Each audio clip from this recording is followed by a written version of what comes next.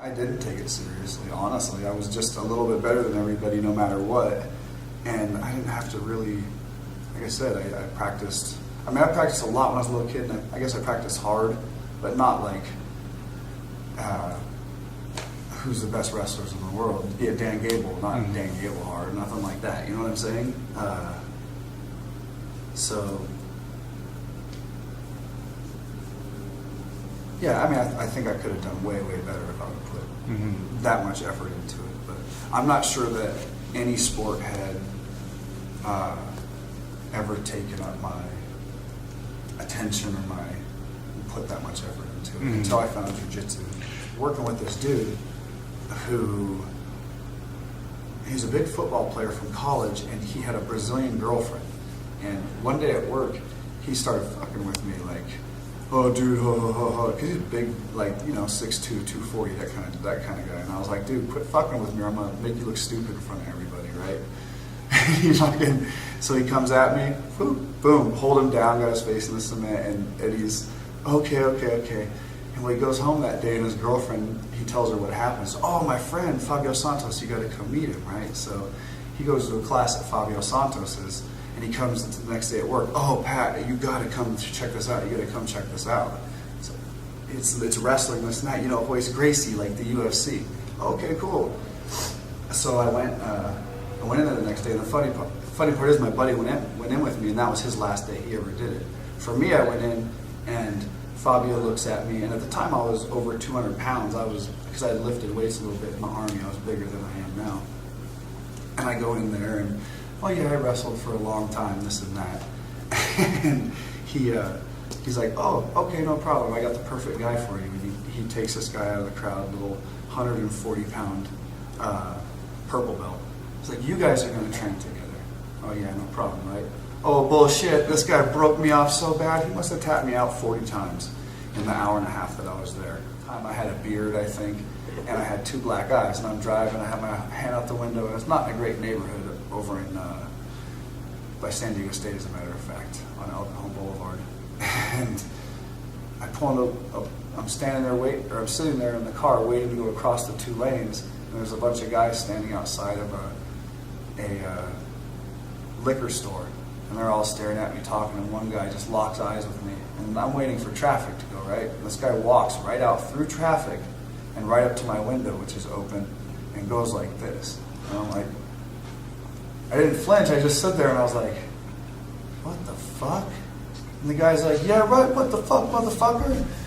And he goes to the front of my car and starts hitting the hood. And I turned the wheel and went across the traffic and into the parking lot, and this guy started chasing me. I'm like, kill you, motherfucker, right? So I drive into the El Pollo Loco parking lot, and it's got a high brick thing on the side, and I kind of pull the back end of my car there, so the guy has to go around the front end of my car, and he's kicking the shit out of my minivan, right? He comes around to my window. He's not kicking it as bad, but he's like kicking it and hitting it. And he comes around to my window, and I was like, dude, what the fuck? Get away from me. And I'm right where the order thing is for the El Pollo Loco, where I can make my order. And he comes around, and he punches me through the window. I see it coming, so I roll it off and catch him, and I bring his head down, grab his arm and start choking him on the edge of the window, right, where the window's down.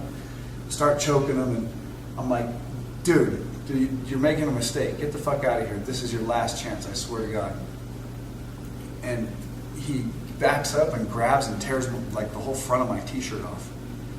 Grabs the door and opens it, but he opens it until it touches the front of my car. Like, dude, as soon as he fucked up my car, I was so pissed off. Oh, it was such a piece of shit car already to break my goddamn door. And I was fighting full time, which you know what that means.